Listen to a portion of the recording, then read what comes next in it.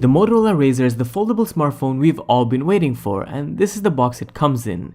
It's quite a unique one to say the least, with the phone resting upright. With it, you find a nice accessory box that can double as a case for your sunglasses, and in it you find the RAZR earbuds, which feel premium and come with braided cables. There's some tips to adjust fit in your ear, a Type A to Type C braided USB cable, and a Motorola Turbo Power charging brick, supporting speeds up to 15 watts. Now, before getting to the phone, something cool about the box is that it can double as a boombox speaker, with the phone sitting upright, so you don't want to be throwing that away. The RAZR itself in its folded state is extremely compact, but weighs about 205 grams, which is quite a bit. It fits easily into your palm, and you can see that it has a small display on there.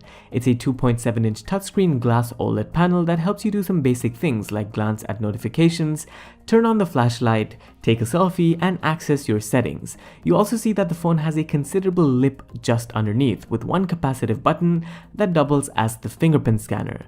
But opening it up, that's where the real magic happens. The main display is a 6.2-inch plastic OLED panel with a 21:9 aspect ratio and HD resolution. Of course, this isn't your typical high-end screen resolution, but it can definitely do the job indoors. Outdoors, using the phone may be a bit of trouble because of its relatively low brightness, and so too can be adjusting to that 21:9 form factor, or so at least for me. Personally, I think you'd need time to adjust how you typically type on the phone, but that just takes a few minutes, and how you interact with the power and volume buttons. On the RAZR, they're off to the right side, but the power button in particular is a bit hard to reach, and the volume and power combined are just a bit too small. Of course, being a flip phone, you'd usually want to slam the phone shut instead of pressing the power button, and it actually works.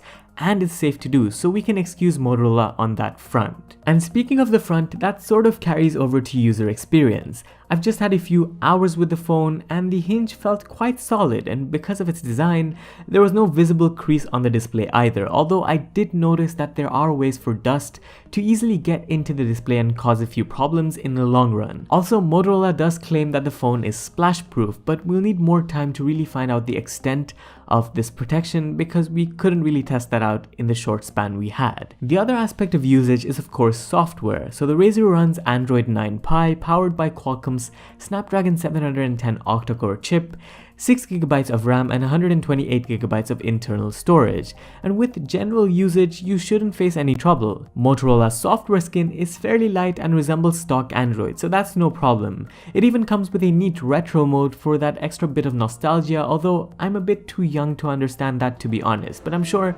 many of you guys who are watching will be able to. Aside from that though, it's a complete phone. Granted, there's only a single 16-megapixel camera on the device for primary photos, which if the phone is closed can actually be used for selfies, and a 5-megapixel secondary unit when the phone is unfolded. But we haven't had much time to play around with the images just yet, nor have we had time to test the phone's 2510 mAh battery over typical daily usage. Priced at 5,999 dirhams, the Motorola RAZR is the first ever phone from the company to venture into the foldable smartphone bracket, with a foldable display of course, and just getting a product out there for consumers is a win for the company. With more time and further testing with the phone, I'll be able to tell you if you should genuinely consider this as your next smartphone of choice, and what you'll need to keep in mind when it comes to taking care of it in the long run.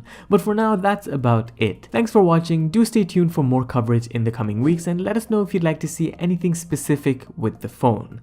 This was Vaibhav, and I'll see you in the next one. Adios.